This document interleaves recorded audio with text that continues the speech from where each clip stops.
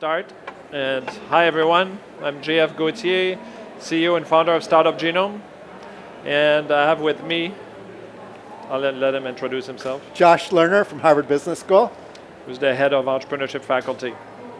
So we're going to talk today about building winning ecosystems in the era of AI. We're putting together an entrepreneurial AI policy action alliance to really get the best thinkers in the world to think about what should we do right now to seize this opportunity and make sure that we bring a lot of other cities and countries to follow. So we're advisors to a lot of countries. We advise about 150 clients across 50 countries. Our impact when we do strategy and policy for them is very high, 59% faster growth for our clients versus the other ones. We've advised Toronto as they went from 20th in the world to 12, Seoul from 30 to 8, now 8. Amsterdam that went from 30 to about 14. Of course Sweden and many others. We are a bunch of people who are serial entrepreneurs like me and also leaders from agencies, so peers. We have a guy who founded Microsoft for Startup, for instance, from corporate. Gary, who had a 1.4 billion exits as a tech company, but also CIO of Visa, and people who've been practicing at TechNation and at Nesta. Chris Haley is here, was head of entrepreneurship research at Nesta. So we bring the best of the best to really help advise policy that really changed the game because we work from data. So we know what is holding back an ecosystem, and if you work on your 2 or 3 biggest problems and you put all your energy there instead of spreading your resources and achieving nothing, when you solve your biggest, what's holding you back, you start having a big impact. And we've developed those policies with the people here, the CEO of TechNation, number 2 Israel Innovation Authority, the leader of Innovation and Enterprise Singapore, the leader from China, Corfo, etc., all over the world, so that we could actually know what failed, because behind closed rooms people say that, but when you read what Seoul did, you don't know that the YOSMA program actually failed in the early 90s when they copied the very successful YOSMA program in Israel. And that's what we bring, is knowing what failed and what worked, so we can advise from success. We're at the beginning of what we call the third era of exponential growth of startup ecosystems. So of course the computer, and I put 62 because it's cute, but it's actually 64, the IBM 360, that took off the industry of computers. 1992, of course, is Netscape, that started the network computing, and of course ChatGPT, 30 years later, the thinking computer. And you've already seen several trillions of dollars of value created for Microsoft, OpenAI, and all that. And it's happening much faster than ever before. And of course, AI is promising to displace and eliminate a lot of the jobs, right? The big institutions, some say more than 50% of the jobs will be affected, 30% in advanced economies, according to the IMF. And of course, they say, but there's going to be a lot of jobs created. Well, the problem is that the job creation is very concentrated. But what we know is the job created is created by tech startup ecosystems, right? High-paying jobs.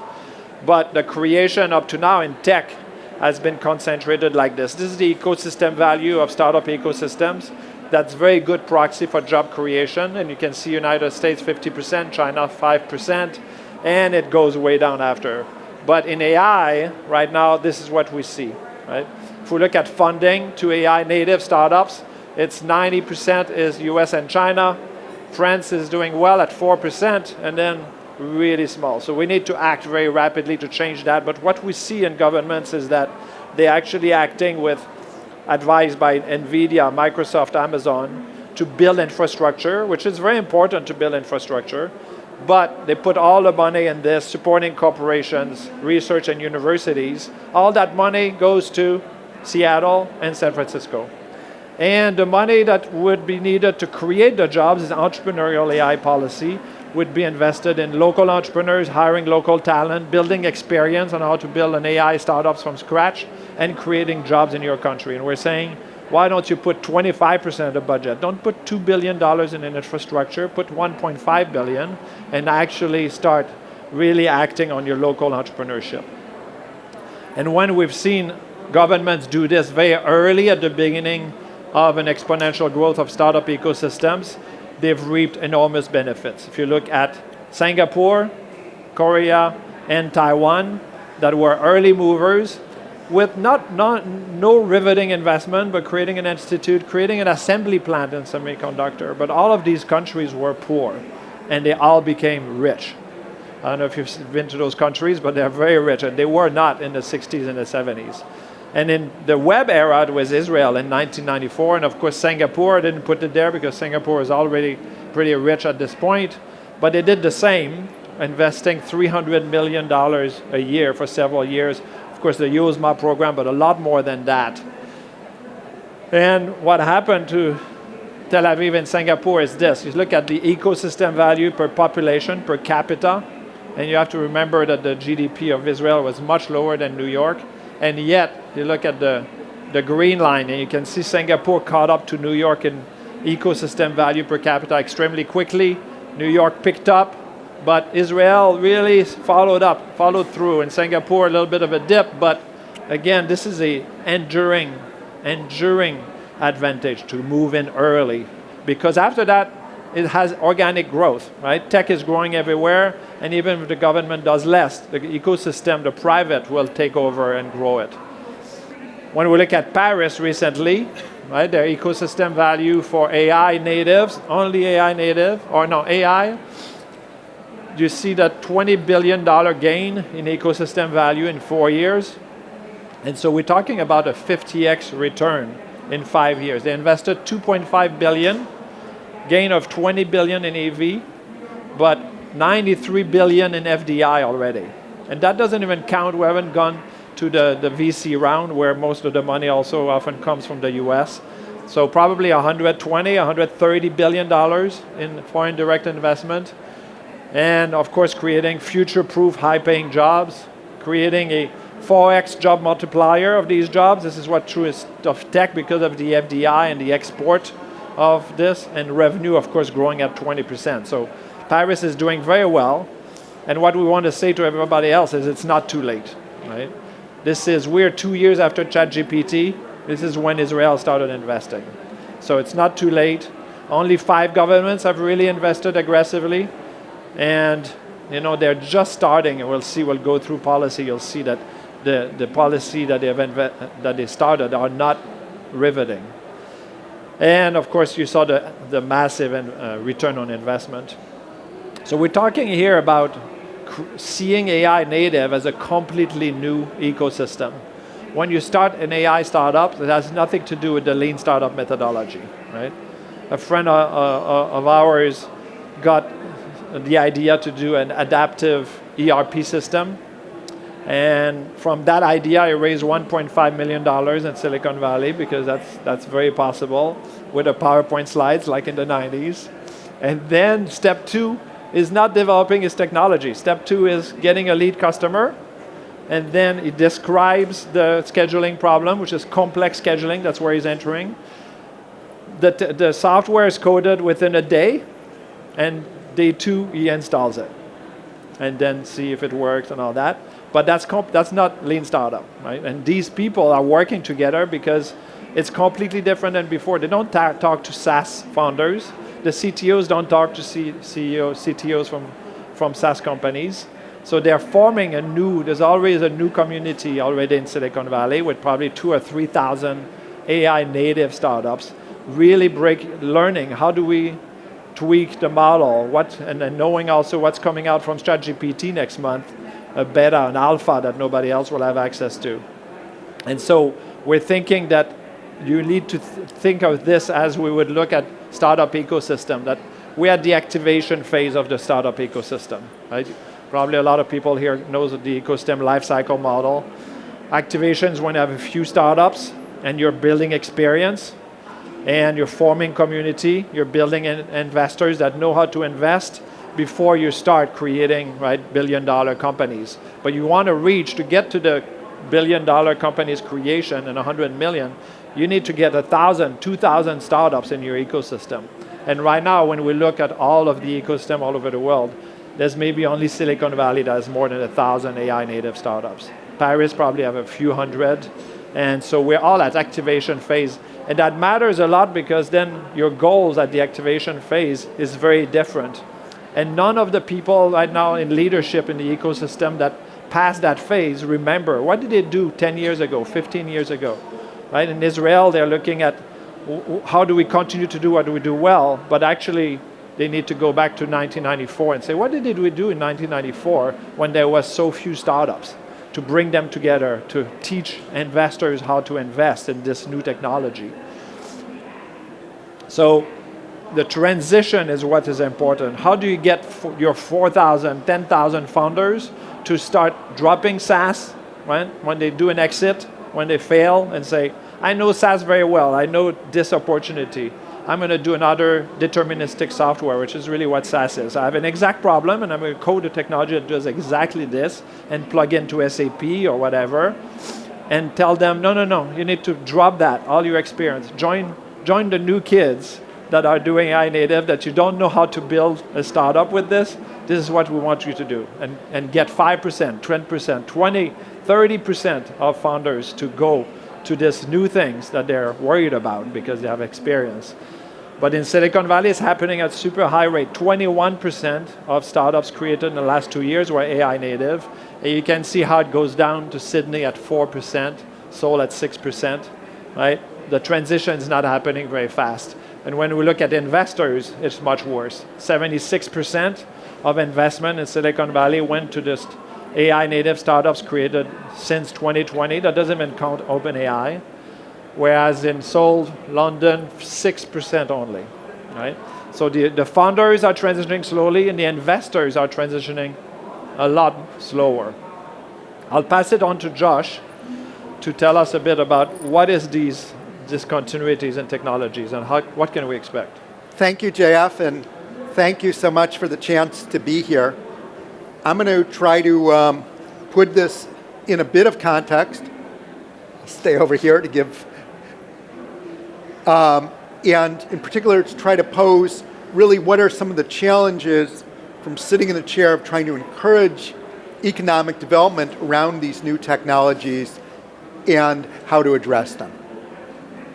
So I like to say there are some laws, but they're a bit of sad laws in the sense that sitting where we are and trying to say we would like to share the wealth, these things seem a little grim.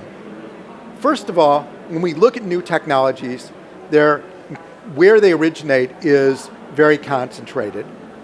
The good news is that they spread out in terms of time and in terms of the jobs involving them, but there is a weird interaction where, by and large, the best jobs associated with new technologies tend to stay in the places that they originate, while the lower quality jobs tend to sort of spread out more. And this is not just a matter of a few years, but of decades where these pioneer locations have these huge advantages. That's interesting to say, Josh. Is there any evidence to support it? The answer is yes. Now, I will say this study looked just at the United States. We could easily do something more broad, but there's a variety of reasons why we didn't. But we essentially mashed up the patent data. We pulled out novel phrases from them. We screened it using Wikipedia and the corpus of historical American English. We matched it up to earnings calls where we saw whether these were just technical terms or being used in business world, and finally used Burning Glass, so sort of the compilation of job announcements to see which of these technologies found their way into new jobs. Just to give a sense of what kind of technologies we're talking about, here we put the number of mentions that are in earnings calls of these new phrases and patents, and here we put the number of job postings associated with them. You note that they're both log scale, so down here there's nothing going on with pressure reactors. Yeah, there's some earnings calls and so forth, logistic investments, logistic regressions and so forth. But as you move up the line, what you see is that there's many more, and clearly the stuff on the top is stuff like machine learning, cloud computing, mobile phones and stuff like that, where it's huge discussions both by the CEOs in the earnings calls and lots of job announcements associated with them. And a lot of our focus is on this stuff, right? Because that's going to really be the stuff that generates both the jobs and the economic growth. Now, when you look at the pattern across the United States and says, where does this stuff originate? The answer is it's not very fair, right? That essentially, if you combine here with a little bit of Southern California with the Boston to Washington corridor, one is talking about almost 70% of these disruptive new technologies. The really exciting stuff, the really exciting stuff up here basically originating in those two clusters, California and the Northeast. It's not to say that there aren't a few things in, real America, but certainly a lot of the origination of this stuff is in these sort of coastal pockets. Now, when you look at jobs over time associated with these technologies, you do see this spread which takes place, right? Which it starts off with almost all the jobs being in these pioneering hubs, which is not surprising. But as you look over not just years, but decades, you see like a pat of butter on the frying pan, it starts spreading out. So that by the time one gets 30 years later, there's a lot more spread across the country. One of the challenges, though, is that when you look at the kind of jobs that are associated, that get spread out, it tends to be the lower skilled and lower paid jobs that spread out, right? If you think about in the context of, for instance, mobile phones, the jobs sort of doing the design of new mobile phones, say concentrated in Silicon Valley, the jobs, the tech at the Verizon store, that's going to spread out across the country. But in some sense, we really would like to see not just simply the low-end jobs associated with new technologies, but also the high-end jobs spread out. So that's another, it's just a fact, but a slightly depressing one in terms of what's there. Now, how does this play in with AI? In some sense, it seems, as JF has already suggested, the same patterns we see with disruptive technologies in general, we see with AI on steroids, as they say. And we can see this in a variety of ways. So if you say, where is the venture funding going, which we think is sort of associated with new technologies, we know that's incredibly concentrated, and that the Bay Area represents around 40%, and New York represents another 15%, this is in the blue, and then Southern California, right, that venture is pretty concentrated. When you look at the venture funding in AI, the most innovative companies in AI, we see, wow, essentially 75% of that money going into the Bay Area alone. So all that kind of concentration that we were bemoaning about disruptive technologies in general, we see it in AI, just manyfold more.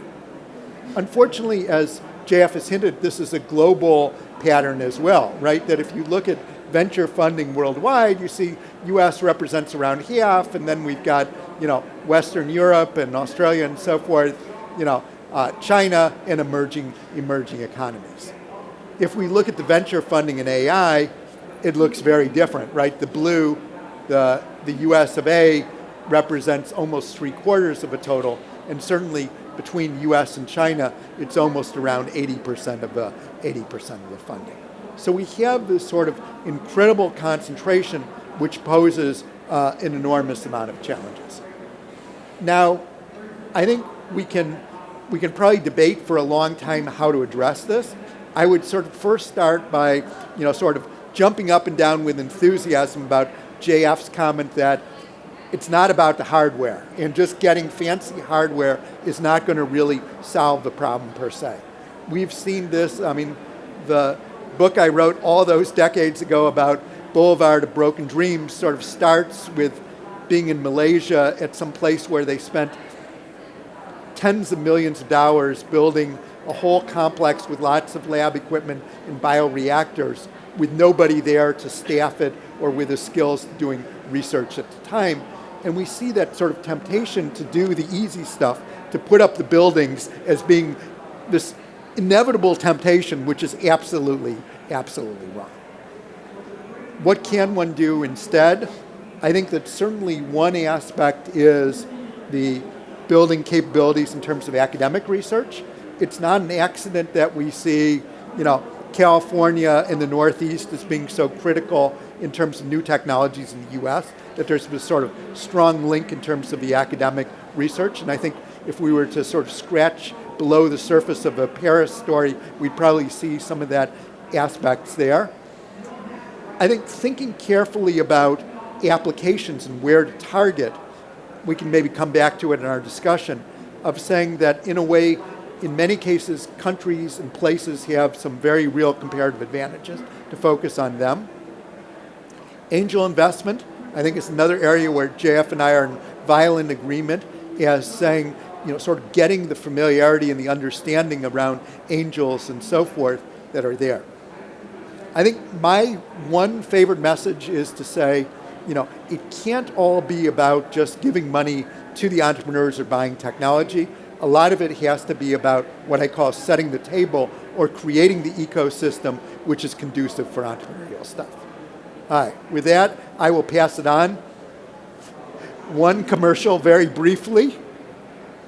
Lurking at that QR code is a survey we're doing of government officials who are involved in venture promotion and the like. And we are always hungry for people, this is an area where there's a tremendous amount of experience, but it's not really been codified in many senses. And my colleague Shai Bernstein and I are trying to do an effort to do that. So without further ado, you've got your own? Stay with us because I want your comments as we go through. And you saw the disparity of funding, the concentration. This is all AI, but that includes SaaS companies now saying we're an AI company.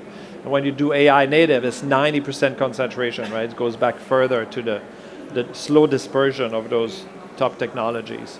So now the question for all the policymakers that we ask is, are you ready for 2026? Because if you're not budgeting right now in June and ready for the September budget cycle, that means you're missing 2026. Now you're 4 years after ChatGPT. Right? And when I ask those questions, I get, no, JF, we don't know what to do yet. And I'm like, do you have hypothesis? And they're like, no, not yet. And that's the best leaders. The best leaders that we work with are the best policymakers in innovation, in entrepreneurial innovation. They're the person I ask, and they don't know. So we created this alliance, this council, leadership council, to get the best people from these places, from the top ecosystem that always move first, and to get to work together to say, what do we do about these issues? What programs? How do we train our angel investors? How do we form community in AI? Josh is, of course, on this. Thomas Hellman from Oxford, the former head of strategy for the Trudeau government innovation also.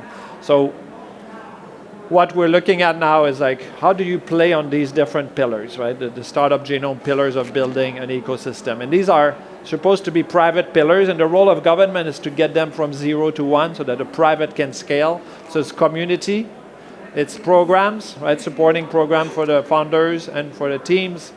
Community is growing an entrepreneurial-centric community with a strong culture of helping each other and learning from each other. That means also with investors, experts, mentors, corporate executives. Talent is supporting access to the startups, because a lot of universities, they create a lot of software engineers, and then they go work for Microsoft. They move to London, they move to New York. How do you give them access to those so that the local talent doesn't work online for a big company in Silicon Valley, but they work for the startups that don't have the money usually to pay. So it's really access to talent, and of course funding is not about patching the capital, right? Grant does not work. It's about actually training a community of investors that become experts at investing in those startups. And we added infrastructure because infrastructure here is important, right? And some countries don't have access to the platform. Also, they're too expensive. Are you going to sponsor the access, reimburse them? Or are you going to build your own? That's the question. We've also added programs as an emphasis because the programs have to be different. The lean startup methodology doesn't hold. How are you going to adapt your program? Corporate engagement is much more important in the past because right away they have an idea, they need data, they need a lead customer. So they start to sell. What if you had a corporate cluster that actually is engaged with the startups? And we know there's very few of those. And of course, deep tech is how do you get the researchers, the PhDs to step out and join a business founder to start a high power startups. Of course, you have the layers of questions. Are you going to invest in platforms and play the platform war? Right? Tel Aviv, Boston, they didn't have a Cisco, they didn't have a Netscape, they didn't have a Yahoo at home, Google, and they did extraordinarily well. So we're saying probably you want to stay out of that war. Infrastructure, platform companies, yeah, maybe. But it's really about deep tech application and the other applications. And Josh was talking about research and high power startups. And in a change of technology like we have, we need to remember that in 1994, the startups were all B2C, queued B2C, like classified online. One of my friends went to work for eBay, there were 30 people. I'm like, oh, that's pretty cute. Yeah, classified online, that's a good idea, yeah.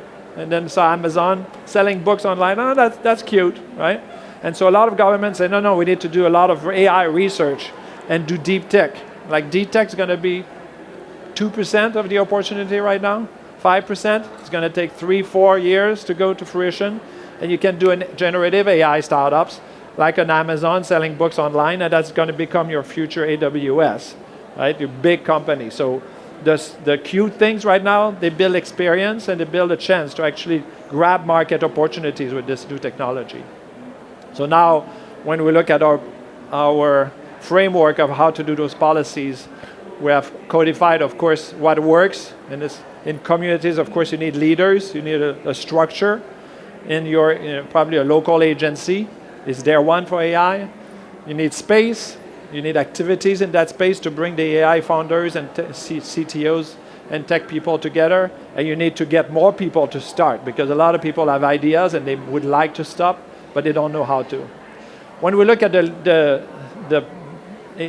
policies that we've seen from those 5 leaders, right? You see New York City that designed a civic hall for AI startups to build their product and network. We saw Singapore brought together AI engineers to solve industry problems, so with corporations. We have Paris and India collaboration on a program where startup founders from India can go in Paris for a few months. There's some conferences. But when you look at this, right, they're missing a lot of that, right? They're just starting. It's not riveting. What we know works, right? Having an AI agency, for instance, that would build community, having multiply AI activities, having a keystone team, that's those that bring the programs also together in the events to grow it. This is not happening yet. And these teams, when a local agency actually build the ecosystem, coordinates between everyone, we see the effect, right? Stockholm, Helsinki, Amsterdam, that had those really private agencies, small teams of people working to build the ecosystem with authority, with budget, and with responsibility and accountability. These cities did very much better. And that's the 4 C's of the Keystone. Small team that just works to cooperate, comments, new things. What's missing here? Do we have a community website? Do we have a community website to hire talent? Do we have coordination between the programs so they don't compete but they work together or they specialize, connect people, and of course, culture is the 5th one that we're missing here. But when we create community, we know it works a lot better. These are not conceptual lines. They're actually from a survey about 12,000 founders, and those are more connected to other founders, to investors, and to experts, see their revenues grow 2.1 times faster than the other ones, right? So that works. And when we look at the scale-up report, I don't know if you read our scale-up report, you should. Those that have 16 to 20 connections between founders, right? Just networking, but you always learn something and you start helping each other. They scale up at about 6 times the rate of those that had very few connections, right? Forming community actually works to create big companies. If we switch to programs, right? If you remember, the number 1 goal at activation phase is creating more startups. So a lot of people go to accelerators and hypergrowth, right? Let's grow internationally.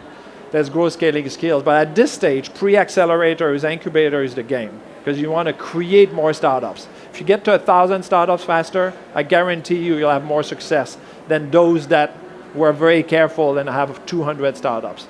Size matters. You saw it in the life cycle.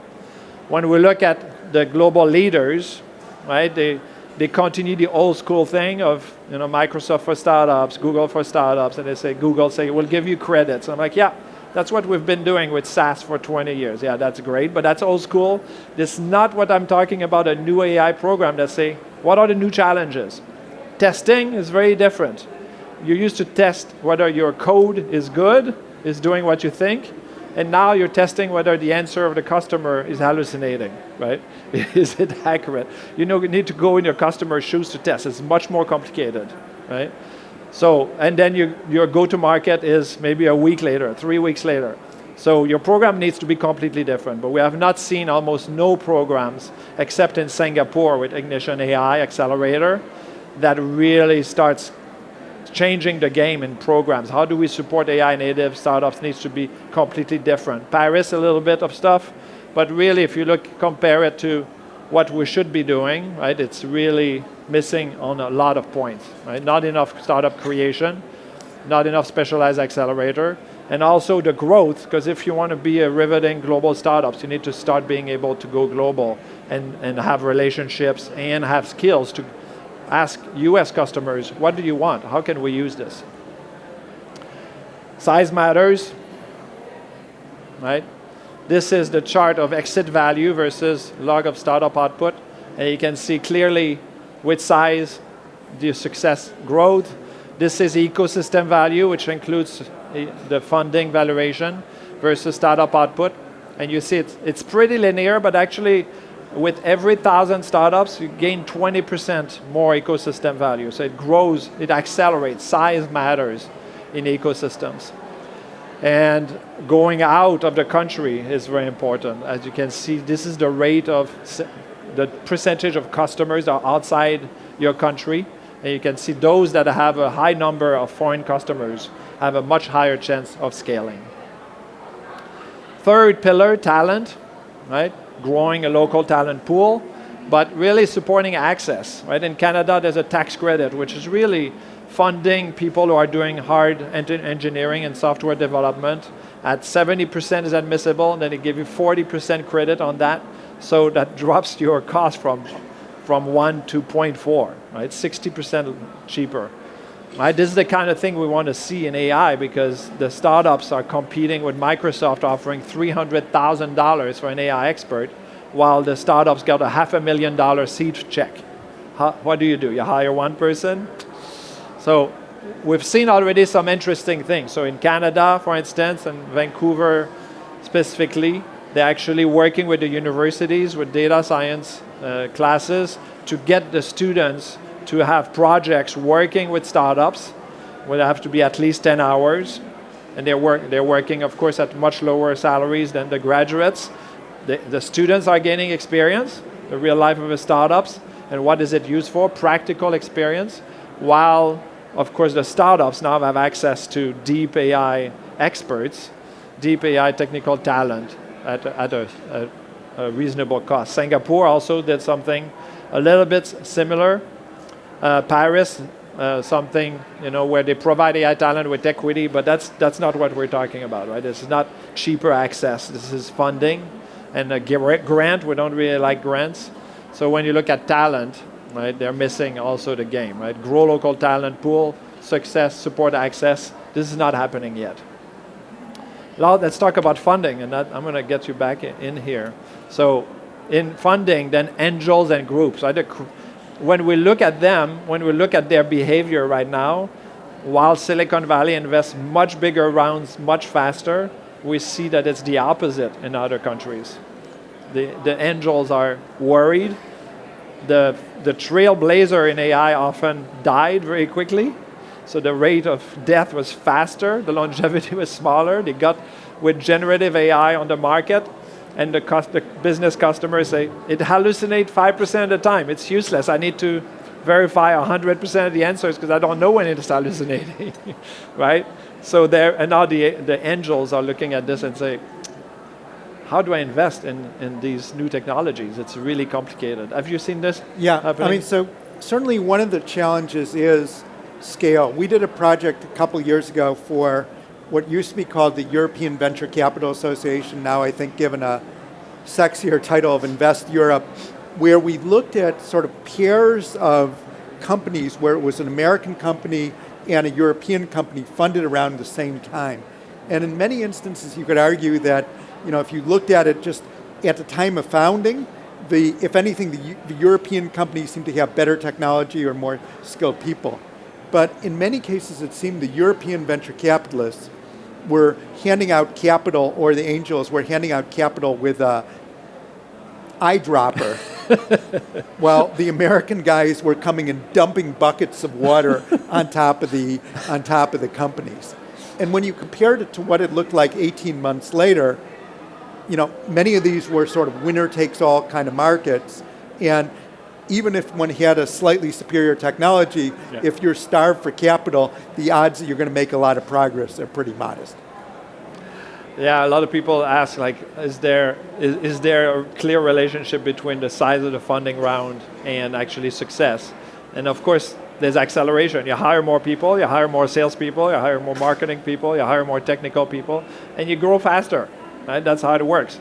And of course, when you look at the VCs, they take the best startups. You say, okay, that's biased. Yeah, but they give more money to the best startups and less money to the other ones because they know it has a huge impact. So when you compare ecosystems, one has small checks and the other one big checks.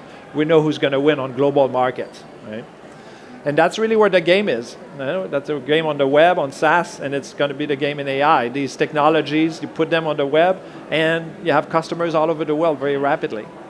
And of course, you want to build a VC community that's expert at investing in AI. Should we bring a new fund of fund that's only for AI? Should we create AI-specific VCs? That's the question we're asking.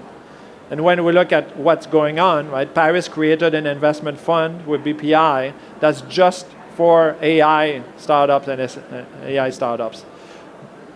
But Singapore created one, but it's general. It's not as focused, so we think not as good. But they're investing at the same time a lot in R&D. And I don't know, I didn't point that slide, but when we look at the transition of startup ecosystems from SaaS and everything we're doing to AI native, Montreal and Toronto are a very interesting case because, of course, the Nobel Prize in AI is in Toronto. The hottest AI researchers is in Montreal, Joshua Benjo. They have the highest concentration of AI researchers in the world by far. Montreal is not a big ecosystem. There's a ton. Microsoft invested in Montreal, Google in Toronto. They've been doing this for 10 years. And when you look at the percentage of AI native startups, they were in the middle of the pack. Out of the top 30, they're like 15th. It's not working. Research is not enough. It's not about research because 93% of the AI patents in Canada, created by mostly Toronto and Montreal, are owned by US companies. 93%. And most of the graduates of these research institutions, they work for Microsoft, OpenAI, right, ServiceNow. And so this is not working. It's about creating the golden egg is the army of entrepreneurs that say, I'm going to take this and I'm going to create a business here that's going to export and make money and hire local people. This is your golden egg. So we want to multiply that. And when we look at the funding, it has to be supporting this. So Israel developing an AI foundation, a research foundation, New York City, also AI computing center. But yeah, this is not what we're talking about in funding. So support the creation and best practice training of well-structured angel group. Right now, they're not entering AI. They're dipping their toes, and you need to accelerate that because you have a lot of AI startups, and they're not getting funded in the same rate as in the U.S. And you need to de-risk the investment. It's always true. If you hear me talk about angel funding, and Josh also, it's an asset class that is in danger because the returns are mostly negative. And so the longevity of an angel investor is a few years because they make 10 investments, 9 of the companies fail, and what do? Are they going to put another $500,000 of their money in this? No. And so in AI, it's even worse at the beginning. They see the failures very quickly. They don't see the success yet. So you want to de-risk and give them more capital. And if you want to grant money to the startups, you want to grant it through these angel groups. Because when you look at the seed-funded percentage of seed-funded startups in an ecosystem, this is like 55 ecosystems that we measured. And the percentage of exit, so as a percentage of startup output, and we're the only one who has standardized data science-based method to measure the number of startups in an ecosystem. You can see the relationship is extremely strong. It's maybe the strongest relationship of one metric with another is getting seed funded, because that's the beginning of the growth of a fast growth startup. When they bootstrap, they don't grow that fast. When we look at grants, this is the same chart. This is government money. And you can see it's slightly positive, but grants don't work. Give the grant money into a sidecar fund of an angel group, let them write your check, and don't ask for equity. That's going to increase their return, and they're going to develop relationship, but they're going to bring mentorship along with capital, because it's never a capital problem. There's a lot of money in every city in the world, but the investors are not trained to invest in startups. They need to learn, they need to have relationships, and they need to be de-risked while they start. This is a complicated chart. There was an animation, so now it's a little complicated at the beginning, but we just studied for the government of Canada and NACO what's happening in AI, and I'll walk you through this chart a bit because it's very interesting. So in the US, that's the top 7 ecosystem, the percentage of seed round of 0.25 to 1.25 million dropped by 8%, and you can see where the money went. The round of 2.5 to $100 million. When you look at Tier 2 Canada, this is including Montreal, Vancouver, Calgary. There's more small rounds to AI. The angel groups are saying, let's invest, but less. And they invest slower, about 6 months slower. And you can see, right, there's a little bit of big round here, that's 1.8%, right? But you see here there's 2-3% less. It's really, angel groups are responding by investing less. And in Toronto, it's a mix. You can see Toronto is moved up, but they moved to the 1.25 to 2.5 rounds, so not much. And the big rounds is actually all US money, all radical ventures, which some leaders in Canada said, let's start an AI VC. That's called Radical Ventures. They have a relationship with Andreessen Horowitz and the best investors in Silicon Valley. And I looked at the top 12 investment. They're all US led. And the smallest one is 2.5. So all of this, all of the red part here is all US money. So what are we doing in front of that, right? You need to support your angels. You need to support your VCs. When we look at infrastructure, again, we see Canada with the only policy that we see that's very interesting. $2 billion to build an infrastructure. Maybe we'd say put 1.5, put more money in ecosystem development.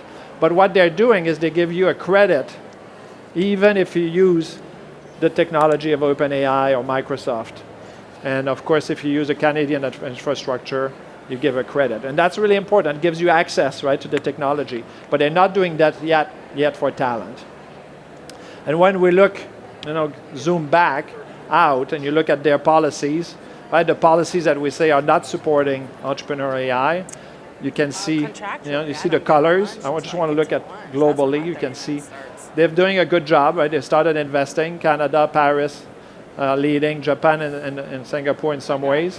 But when you look at entrepreneurial AI policy, you don't see any green, right? Very tepid, small, careful investment in entrepreneurial AI and creating local startups that will be the local engine of job creation and economic growth. It will be the future-proof businesses of driving the economy.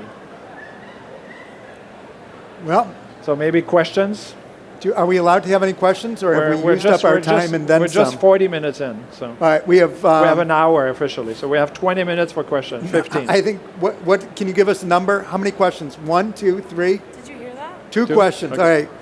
You pick one, JF, and I'll pick one. All right, I'll go with the gentleman over here. That's you. Yeah.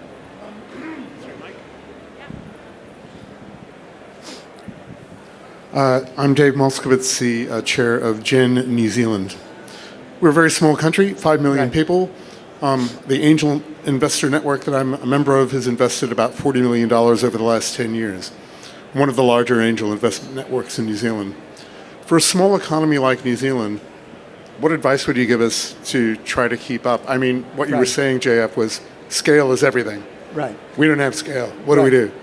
I mean, I'm going to take a first shot at it, and JF may disagree with me, but I would say that it's probably going to be focused really more on the application level, right? That the odds that you're going to have a company there being able to go head-to-head with OpenAI is pretty low. So you really have to be thinking of saying, what are the kind of applications where being located in New Zealand or in that region or that kind of economy would potentially be really helpful, and probably focusing in on that layer, and in particular with people who are, companies that can take advantage of a local knowledge and customer base and the like. Yeah, I think that's exactly right. You're trying to build an applications community, right? This is what Israel did in the 90s. This is what they're doing right now.